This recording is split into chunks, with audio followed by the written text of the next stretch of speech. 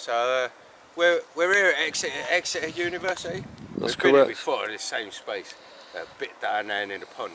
But we've come across this visitor to our wonderful country. I say that in inverted commas. But I forget your name already. Lucy. Lucy, this is wonderful Lucy from Brazil. You're going Hello, back. hello. You've been here. I've been here for 3 weeks. Been here for 3 weeks, and you're going back Sunday. Yeah, so this Going back Sunday, and you're never coming back again.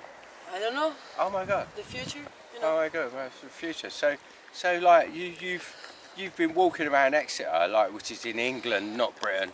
Britain, there is no such place, right? Yeah, but we're in England at the minute, and you've observed homeless people. Is that?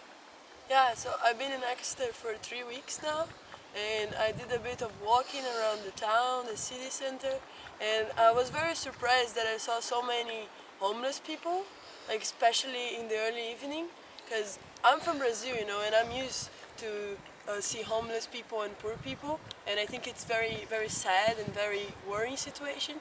But I thought in Europe these kind of things didn't exist anymore, because the economic situation here is well better, and I thought people could, I don't know, ask money to the government or have the government's help if they didn't have a house or something. So I was quite impressed, you know, me and my friends with the whole situation.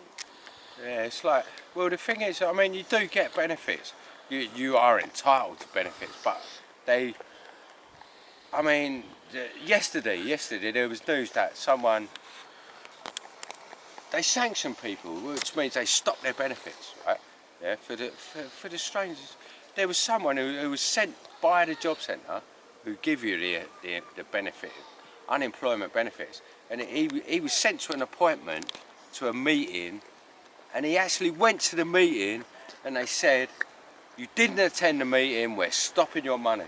Even though, like, I mean, like, in Brazil, you don't pay VAT, yeah, VAT, value added tax, right? It was just sort of like, you know, cigarettes, Yeah. you pay 50% of cigarettes is value added tax, Yeah. yeah?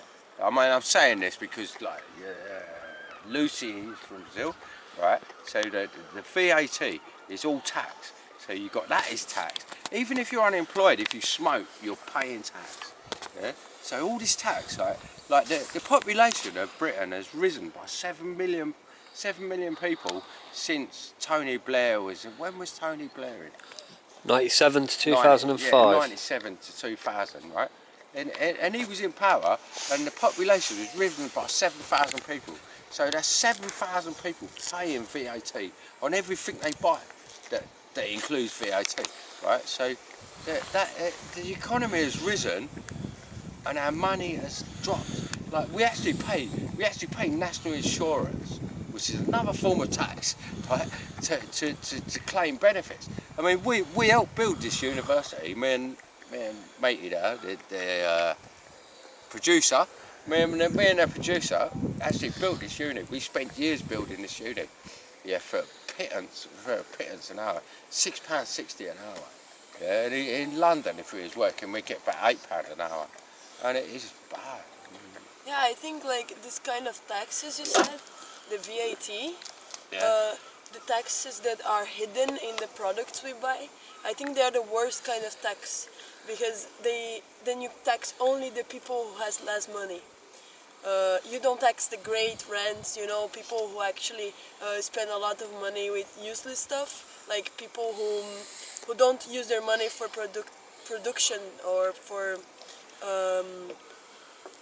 for important things, like people who only save their money in banks or in actions, you know, this kind of stuff. This stuff is not, they are not taxed. So only if you have higher taxes for products, then you're gonna actually tax the people who has less money and spend a greater amount of their money with products. So this is also a big issue in Brazil, you know, because in Brazil we have this huge disparity. So you have many poor people and a few very, very rich people, and these very, very rich people, they don't get taxed. Yeah. Because if you get 1 million a month, you cannot buy 1 million in packs of rice, you know. It's like, it doesn't matter how fat you are, you cannot eat all that rice. But then if you're very poor, you're gonna spend all your salary with rice, beans, and maybe chicken, and that's where the most taxes are. Oh, right. So that's a very tricky way of taxing more the people who earn less money. Oh yeah, it's like that. That is like. I mean, you've got Australia, all across the EU, like the European Union. Everyone is getting taxed. Like for example, you know, Vodafone, the phone people. Yeah, they should pay us. If they actually paid the taxes, it'd be 160 billion pounds, right? On the tax on that, I'm not sure what it is, right? But I think it's 100. It's in the region of 1.1 billion pounds. They should pay. Say for instance, Vodafone should pay £1 billion in tax. Do you know how much tax they was taxed? Do you know how much the government charged them? Just a little. £1 million. Yeah. Out of 1.6 billion pounds. But apparently they let all the mobile telecoms operators, they let them pay no tax if they allowed the spy station, GCHQ, total access to all their communication network. So that was the sort of deal they'd done. Yeah. And the same thing goes for fossil fuels, right? Like fossil fuels company, they don't pay that much tax because it's good for national economy, but it's bad for the environment. So that's a very nasty way of, you know, protecting business that are not efficient anymore. See, like the way I look at it, right? If the governments across the planet are thinking like it's good for the economy, yeah. So they've forced us to live in an economy with the society in Brazil, society in Australia, society all around the world is non-existent. We are forced to live in an economy. What the fuck? I mean, I would not vote for an economy. I would well, I want my society back. It's not about. And people say, well, you're racist if you want English to be how England is. I'm not saying that foreigners shouldn't be here. I'm saying that like there is no space. People that they've refused to build houses here, right? Like the European Union has let 7 million people come into this country, and they have not built any houses. Yeah, there is nowhere for anyone to live. So it's not about racism; it's about spacism. There's nowhere to live. I mean, and we get angry that like, there's nowhere to live. They're saying, well, you're racist. And no, I'm not racist. Where do people live? And if you go to London, you've got Romanians on the street. You've got people from all across the planet on the streets because they've got nowhere to go. We cannot accommodate more people. We got the money to do it. We've got the money to build houses. Yeah, but then when you get out into the country, if you go like 20 miles that way, you'll get rich people who are journalists, judges, doctors, and all that, and it's their society. They've actually created an apartheid society where there's only English people, yeah, and they are the people who say yes or no we should build houses.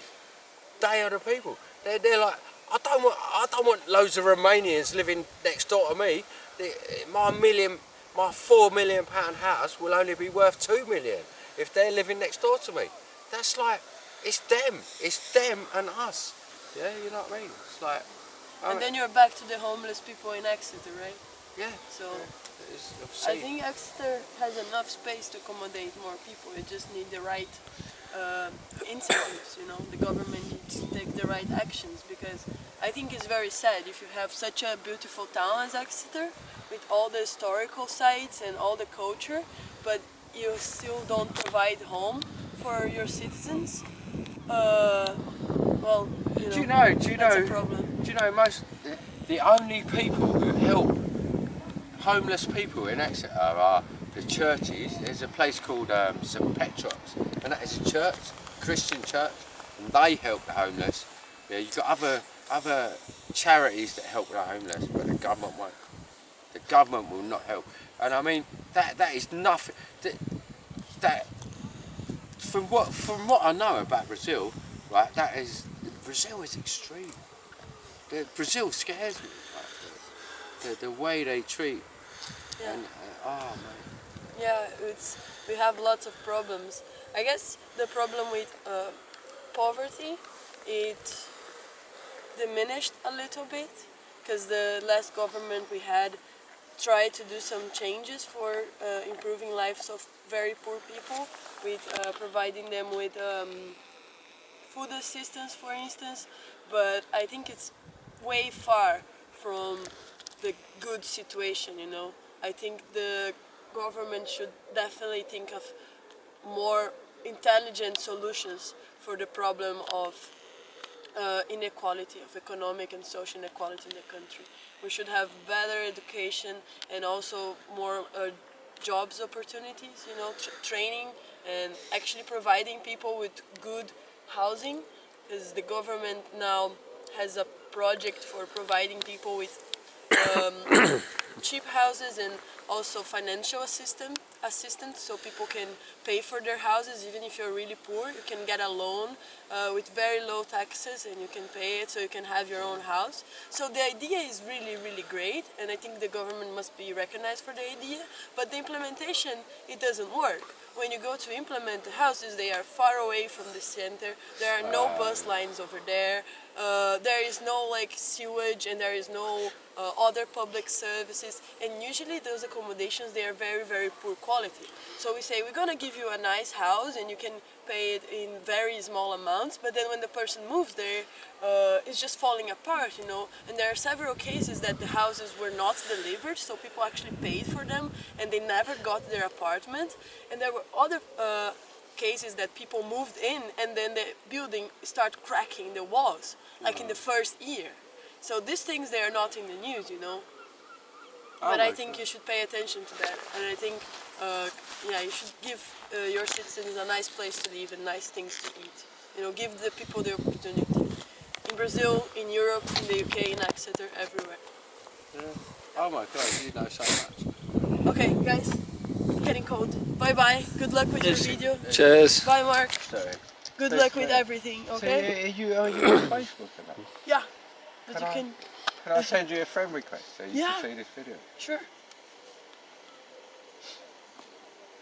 Look, that's one of the photos I posted. That's a bad one. Do you want to find yourself? I can. Yeah. Is this Facebook? It's just changing. It should change. Have you gone to Facebook? Yeah. Go on, find yourself. Send yourself a friend request, and I'll make sure you see the video. That's cool. Oh my God, you're never proper... been on a video so before. Like, why are you going back to Brazil? Can't you stay there? No, I cannot. Why not? I have to finish my studies in Brazil, Oh, and I also have a job and my family. Oh, right, yeah. You know. You're fucking right. You're right on the ball, mate. That's all right. Yeah. There you go. Request sent. Okay then. Okay, Yeah. Mark. Bye bye. Bye, Dot. Yeah, we'll communicate, mate. Yeah, definitely. Yeah. If you ever go to Brazil, you wanna make a video there, you know, you can send me a You're message. cold. You're cold. Yeah, I You're am. not used to this climate. Definitely not. Getting a cold. Yeah, Bye bye. Alright, peace. Peace, mate. Peace.